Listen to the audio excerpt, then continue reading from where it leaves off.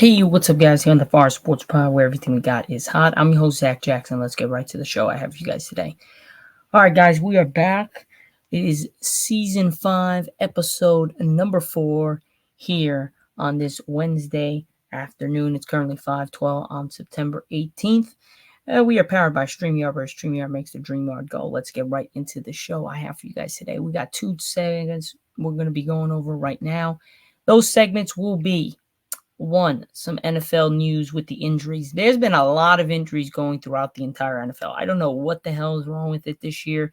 Also, very low with offensive productivity. There's not a lot of scoring.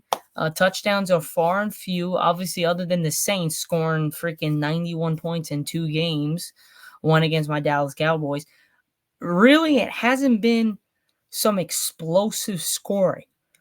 A lot of defensive touchdowns, some running touches, but not a lot of throwing the ball out far deep and getting those long 60-yard bombs, 50-yard bombs. There hasn't been that many this year, and we go into a little bit of discussion on why that is. And then our second segment, we're going to be going over some NBA news. Now, there's only one news, but it's a big news. Woj is no longer going to be a breaking news analyst. He is now going to be coaching. So he is retiring from the NBA's breaking news analyst spot, which comes to a shock. I woke up this morning and was like, whoa, Adrian Wojnarowski is gone. That's a little bit of I'm a little perplexed over here because he's been there for years upon years. Always, it's the Woj bomb. It's this, it's that. And now there's going to be no Woj. It's like the Adam Schefter of the NFL. Woj is the same way in the NBA. Both are very good at what they do, and they both break news for the NFL, and one breaks news for the NBA. Just Woj is no longer going to be doing that, which kind of sucks because I loved watching the NBA and being able to hear breaking news. Adrian Wojnarowski has the latest. Now it's going to be a different name. It's going to be a little weird this season. It's going to be a little weird. Just letting you guys know, it's definitely going to be a little weird this season if with Woj not being there. Okay, so let's really hone in on some things. We got to get some news. So first up, we would have to go with a big time name, and that's running back for the Chiefs, Isaiah Pacheco. He's going to be out. He has fractured fibula in a win over the Bengals, will undergo surgery this week. So he's going to be out for the foreseeable future. We don't really have a timetable on his return, but he's not going to be in for some games. And that's really going to hurt the Chiefs' offense in general, just because knowing how explosive they are with Isaiah Pacheco behind the backfield of Kansas City and Patrick Mahomes, it's absolutely a great tandem. So Kansas City Chiefs will be without signing a star running back Isaiah Pacheco for a chunk of the season. Initial tests show Pacheco fractured his fibula in Sunday's win over the Cincinnati Bengals. NFL Network insider Ian Rappaport reported on Monday, per sources informed of the situation. The bulldozing running back is set to have surgery this week. With the plan of returning this season, Rappaport added, Pacheco is expected to miss at least 6 weeks with the time frame determined by the surgery. Chiefs head coach Andy Reid confirmed later that Monday that Pacheco fractured his right fibula and declined to speculate on a timeline for return. It's going to take a little bit of time, Reid said. So like I said, guys, it's going to be a while for we to get to see Isaiah Pacheco in the backfield for the Kansas City Chiefs.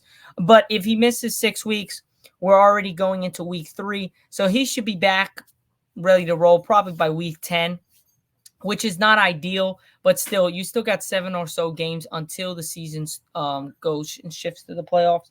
So it's going to be tough, but we'll see how well Kansas City does. They have a bunch of other guys. They can do some things, most definitely.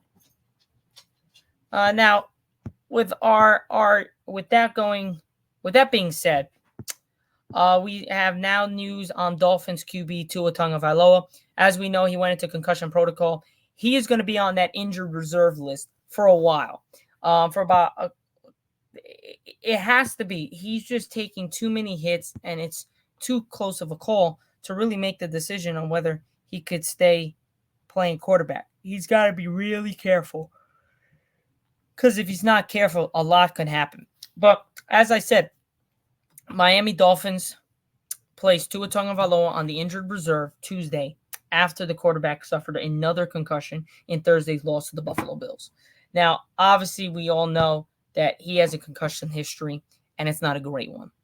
Now, per NFL rules, Tua Tagovailoa must remain on the injury reserve for at least 4 games. There is no timetable on how long Miami plans to keep him on the IR, as he is focused on his health before returning to the field. And it is the third diagnosed concussion for Tagovailoa's NFL career. Dolphins coach Mike McDaniels on Monday said Tagovailoa wouldn't be placed on the IR until more information became available. But the decision was made Tuesday after further evaluation. Miami signed quarterback Tyler Huntley from the Baltimore Ravens practice squad. Per NFL rules, the Dolphins must allocate a spot on their 53-man roster for Huntley for at least their next 3 games. So they added another quarterback, and Huntley's not bad. He's not Tua, but I think Tua is just I'm gonna have to agree with Tony Gonzalez. He did say he might have to think about retiring. And to be honest, man, I really think that might be the case, because just the plain fact that you've had 4 concussions in your career and all have landed you on the injured list for a while, I think he definitely has to do something about that.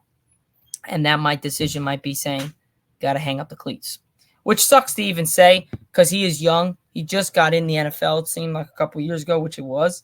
And the fact that he's going to be probably maybe out of the game is not ideal. But sometimes you just got to make those tough decisions to make sure you don't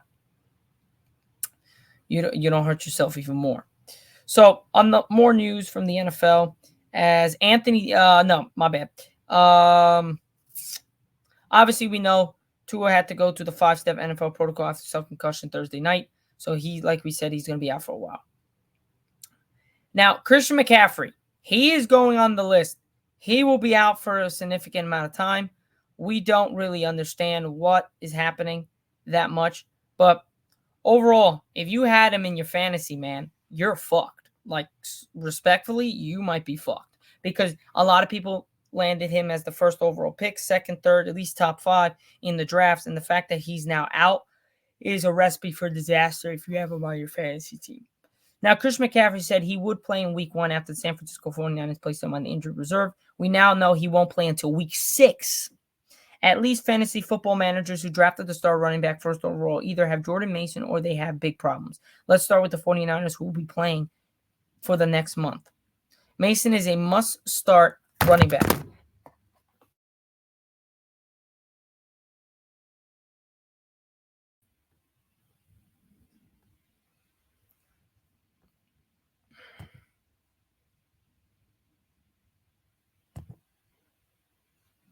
Sorry, guys, we had a malfunction there. Don't know what happened. Everything just went off.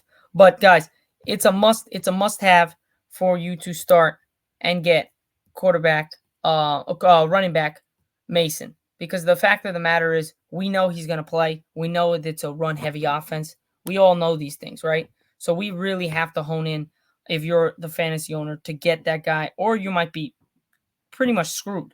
Mason is a must-start running back for as long as he is active, and McCaffrey is not. He isn't as involved in the passing game as McCaffrey, so he's not quite top 12 in full PPR, but he's top 15 in all formats. The second biggest beneficiary is Deebo Samuel, who has 8 carries in week 1. Samuel should be viewed as a top 12 wide receiver for as long as McCaffrey is out. George Kittle and Brandon Ayuk could also see a small uptick in targets, but we don't see a big impact to their value. Isaac Gordello becomes an interesting stash, and just in case something happens to Mason. So again, guys, we have to understand that fantasy, yes, we would love to have all the stars playing at a consistent rate, but sometimes they go down in injuries. And in this case, this season, Mr. McCaffrey is not all that healthy. And whenever he's all not that healthy, he really doesn't come back to full success, because he's just not inconsistently healthy throughout the season. So that might be a bad thing if you are fantasy owners to have him. Now, more news coming for the NFL. We have Marquise Hollywood Brown, not expected to play in the regular season, slated to undergo shoulder surgery. So that's another one, because we all thought that he was going to be probably back by week 3, week 4. He's now might not even play the entire season, depending with the postseason, but they might not even bring him back because he might still be recovering from shoulder surgery. Kansas City Chiefs are hoping to move to 2-0 in the young season, which they did when which they did when they hosted Cincinnati Bengals in week 2, just as they did when they defeated the Baltimore Ravens in the opener. However, they'll have to do it without wide receiver Marquise Hollywood Brown. In fact, he'll be out for the foreseeable future. The pass catcher is not expected to play in 2024 regular season, according to ESPN. This report comes from Kansas City's elected to place Brown on injured reserve earlier this week, and the receiver is now slated to undergo shoulder surgery. On Friday, Brown confirmed this trip to injured reserve via his social media account and added to the first wave of emotions he felt when learning he needed surgery was of the disappointed and frustration. Obviously, I would too, because you're playing for the 2-time back-to-back defending champs, and you have a shot of being all-world type of offensive player, and now he's going to be out for the season. Kind of sucks, if I'm being honest, because you never know really what happens, but that's the name of the game. It is what it is. Things happen. You just got to get through it. We have more injury. I mean, guys, it's injury after injury after injury after injury. We have first Isaiah Pacheco. We have Tua. We have McCaffrey. Now we have Marquise Hollywood Brown. Now we're going to Vikings star wide receiver Justin Jefferson, who's helped off the field in the win over the 49ers this past weekend. So also on top of that, Justin Jefferson torched the San Francisco 49ers with a 97-yard touchdown to help Minnesota storm to an early lead and route to a 23-17 victory in NFL's Sunday's NFC Showdown, which was a big matchup. It really was. The star wide receiver was helped off the field late in the third quarter after suffering an apparent leg injury. Jefferson and 49ers pass rusher Nick Bosa both required medical attention after the same play, which came with Minnesota's up 20-7 on San Francisco. Bosa eventually rose to his feet and walked off under his own power, while Jefferson moved gingerly with the help of trainers. Following the game, the 3-time Pro Bowler signaled he should be good to go next week against the Texans. But the problem is that we will have to really understand that Justin Jefferson might not be at full strength coming this Sunday. So you have to understand if he doesn't play as much or doesn't play as well, we have to understand that has to take into account.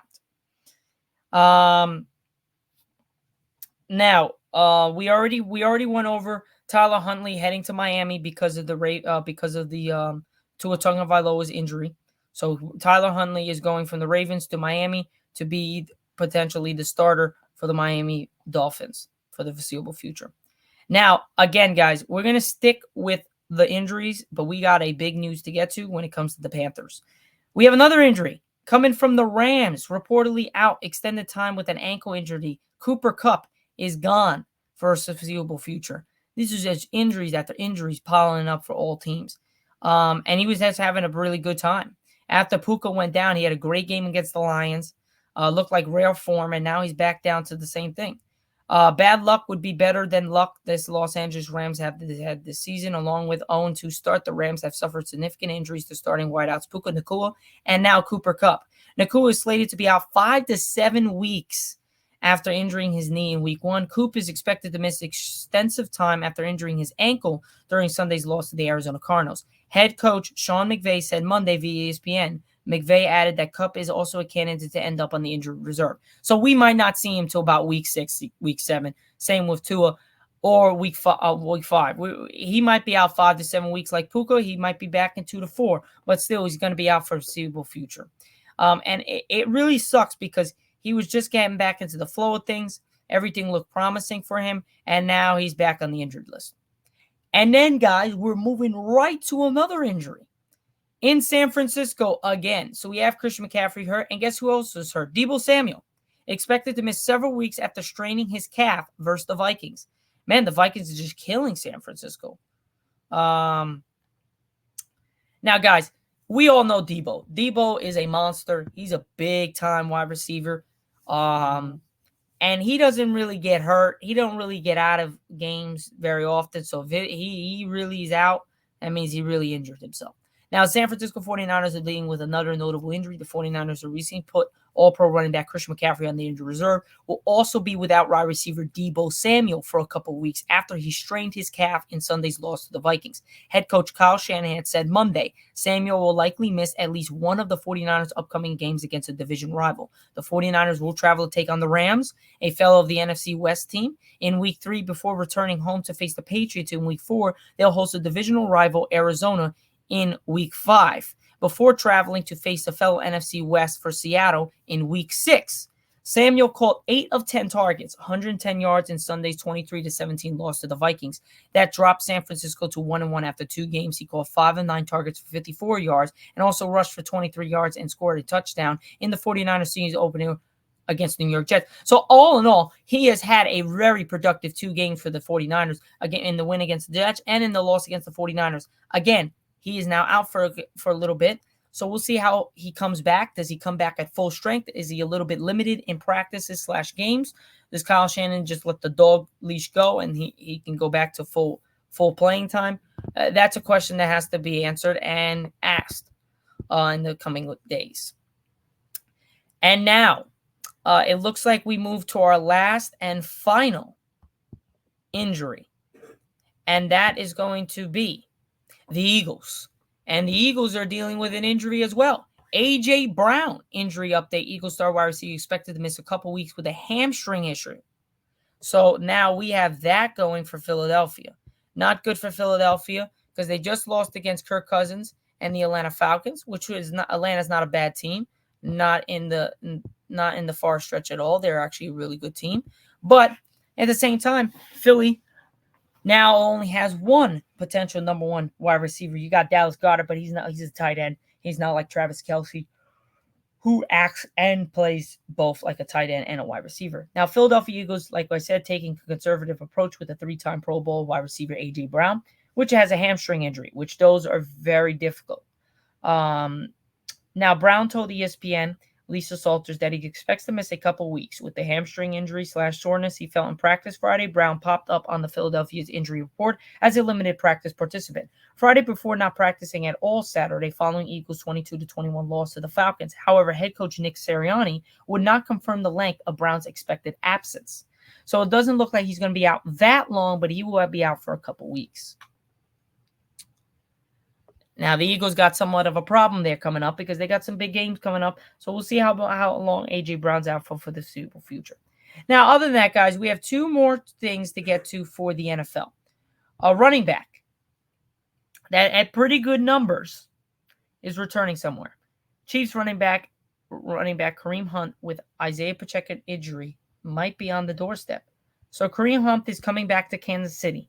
With starting running back Isaiah Pacheco likely out through October, the Chiefs are signing Hunt to their practice squad. NFL Network insiders Ian Rappaport and Tom Buzzario reported on Tuesday. Hunt rejoins the Chiefs nearly 6 years after he was waived by Kansas City following the December 2018 incident in which a video showed him pushing, and kicking a woman during an altercation at a Cleveland hotel. As a rookie in 2017, Hunt won the rushing title with 1,327 yards and was a Pro Bowler. He was a perfect fit for Chiefs at that time. Now Hunt will look to bridge the gap for the Chiefs until Pacheco returns.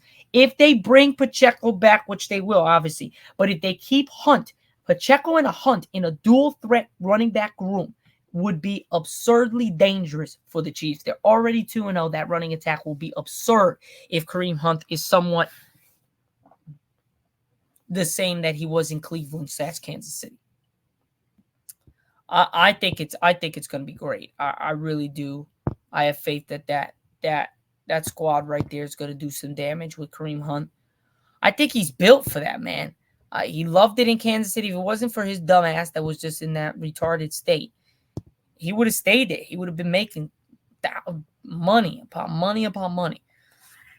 Now, another thing we got to get to, and this was the big news. I should have let off with this, but the injuries were so significant in a lot of big name teams that we needed to get to those first. And this team just sucks balls. Like, they obviously are ass. And that's the Carolina Panthers. Probably going to end up with the worst record in the NFL by far.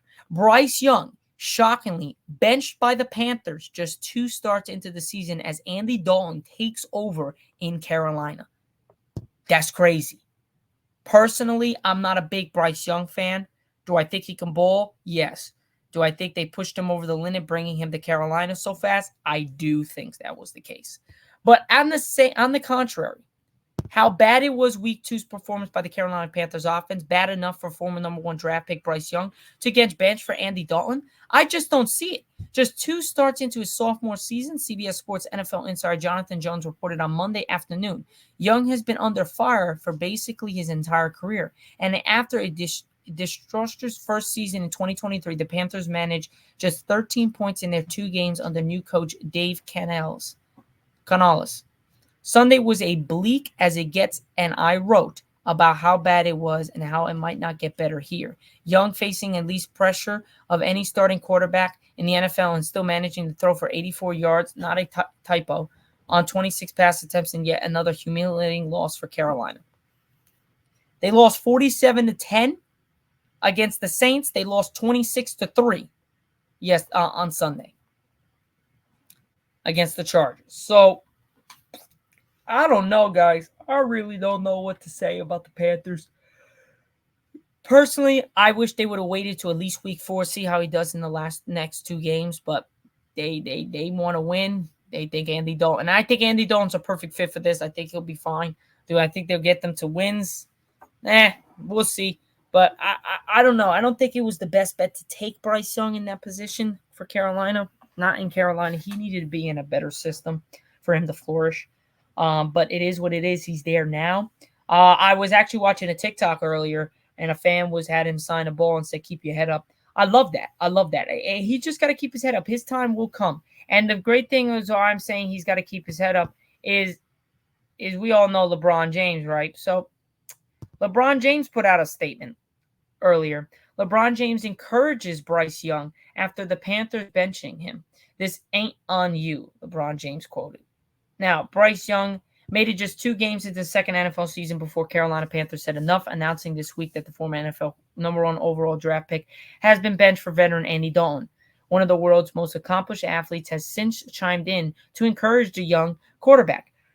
Quotation from LeBron: "Bryce Young, hold your head up." Los Angeles Lakers star LeBron James posted Wednesday on X, formerly known as Twitter, "Rooting for you, and no, this ain't on you. Continue to put the work in. It shall prevail." He's not wrong. LeBron is not wrong. He's not wrong at a lot of things when it comes to sports like this and just motivation and putting things together. He's just got to keep his head and keep working. That's really all you can do in his position. I think if he just keeps working, he'll get there eventually. It's just going to take time. You can't be a winner overnight. Now, James, a 4-10 NBA champion, regularly dabbles in the NFL conversation, has long served as something of an unofficial spokesperson for professional athletes. Fresh off an MVP honors in the 2024 Olympics, he also received offers from Dallas Cowboys and Seattle Seahawks to switch sports a long time ago. So he knows a little bit to a thing about football, and I agree with him. You got to keep your head up, Bryce. You got this. You'll be in that state in a little bit. Trust, you'll be there. It just takes a while. It takes time, dude. It just takes time. You just got to wait your turn. You just got to do your right things and keep plugging away. That's all you can do. And now, guys, now we really move to the NBA, and we got to get some news, man, because we have breaking news. Woj retires from the NBA news. Adrian Wojnarowski headed to St. Bonaventure to become a general manager for the Boonies men's basketball team. Who would have thought you woke up at 11 o'clock or 10:30, and 45 minutes later, CBS and ESPN puts a thing, Woj is retired. Like, what the fuck? Like, how? What came about this? I really want to know what came about this. We got to look into this. So we got this up on my phone right here. We really got to get into what were the reasons why Woj, out of nowhere, decides to retire. So NBA insider Adrian Wojnarowski has dropped his last Woj bomb. Wojnarowski, who changed the way sports has covered with the insider information in the form of tweets, officially known as Woj bombs. To those who follow him on social media, announced Wednesday morning that after a 37-year sports media career, he would be retiring from the field to take on a new role. Wojnarowski, who recently worked at ESPN, is set to become the general manager of the men's basketball program at St. Bonaventure, his alma mater. It's a thrill of a lifetime to be able to return to a university and community that I love in a role of service to our student athletes, coaches, and institution. Wojnarowski said, I am hopeful that I can bring value in a lot of areas to our basketball program and open the doors for our young men's future in ways both professionally and personally. Wojnarowski joined ESPN 7 years ago and became one of the NBA's top insiders, newsbreakers from the NBA in the free agency, signings, trades, injury news, draft picks, and everything in between. Wojnarowski made a career out of being one of the first to break news specifically on social media. I mean, one of the reasons why I'm doing what I'm doing right now is because of Woj, Stephen A., a lot of these guys. But Woj is the big newsbreaker guy. In a post announcing his retirement from the journalism industry on Wednesday, Wojnarowski said, this craft transformed my life. I understand the commitment required in my role, and it's an investment that I'm no longer driven to make. He wrote, time isn't in endless supply, and I wanted to spend mine in ways that are more personally meaningful to me. And dude, I respect that 100. Like, that's awesome. That he's doing that is great. I just think that it just definitely caught the NBA world by storm. It caught all sports by storm because Woj, yes, he only breaks NBA news, but everyone knows Woj. If you watch sports and you actually follow the NBA and if you follow the NFL and what all these sports, a lot of people know Woj. If you're a basketball guy, you know who Woj is. And the fact that he's retired is pretty remarkable because I grew up watching Woj breaking news. It was great to see. So the fact that he's gone now and will be gone forever is just crazy. But he's not wrong. Time is not endless. Everyone will die and pass away one day. So the fact that he had the courage and the audacity and the honor and the role to be able to say, hey, it's not meaningful to me. It's not, I don't want to take my time doing this all the time anymore. I love news, but I want to do something more meaningful and passionate to me and my community. I think that's great. I think that's awesome. And that decision is great. It's a great decision. So that is a big news breaker. We have Bryce Young being benched for Andy Dalton, LeBron James commentating and telling him to keep his head up. We had Woj retiring from NBA news, and then we have a short little segment on the Lakers and Anthony Davis. So Anthony Davis has a bit of a request coming from the Lakers organization, and that comes with so that really comes with just in general him really wanting to play with another big. So if you guys don't know what I'm talking about, we're talking about another center. When Anthony Davis arrived in the Los Angeles Lakers back in 2019, he'd made his presence from the power forward position clear. I like playing the 4. I'm not even going to sugarcoat it. I like playing the 4. Okay, he likes playing the 4 spot. All right. Davis said his introductory Lakers press conference, I don't really like playing the 5. This has essentially become the Lakers version of Groundhog Day.